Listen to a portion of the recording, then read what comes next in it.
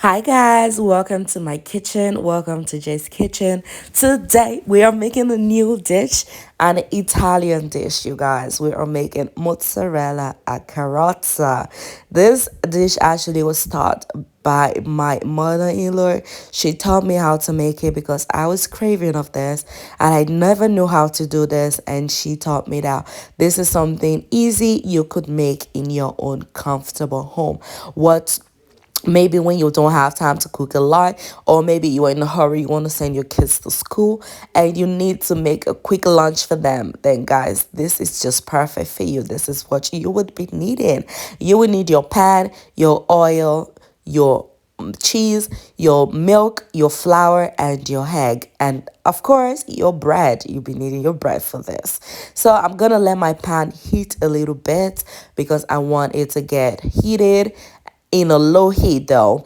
So now we're going to move to the next step by getting our bread, and I will be showing you guys what to do. So first of all, you would have to put your bread in the milk, soak the hard part of the bread in the milk, which is the sides of it.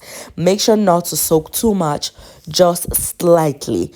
If not, you're going to get a milky soft bread, and that is not what we want, you guys. And then add your cheese in the middle. After that, close the bread and then put the part that you soaked in the milk. You're going to put it in the flour because we want that place to get flour, and we want, when we cook this, to get that crunchiness, because that is what we want. After that, you would be soaking this bread in your egg.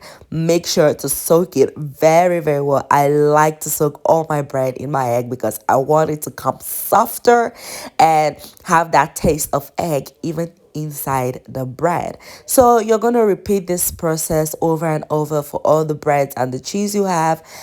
Like I am doing right here in the video, I repeated all the process over and over again until I finished all my bread. Not all my bread actually, until I finish all my cheese, because that's what you want. So I would go on to repeat this, and I will see you guys when we are up to the next step. All right, y'all, I have my bread in the fire cooking. So what you're gonna do is you're gonna let it toast a little bit in the fire. As you can see right over there, I have some done, and I'm gonna repeat the process for you all to see. Make sure it is as I have mine. Make sure it has that crunchiness, and don't forget to also cook the sides of it, because we tend to forget that part.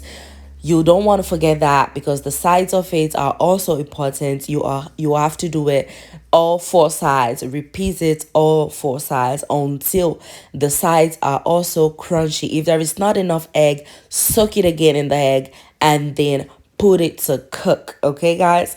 So you will get that crunchiness, and it's gonna help you close up the bread. Okay, and here we go. This is my final step of everything I just did.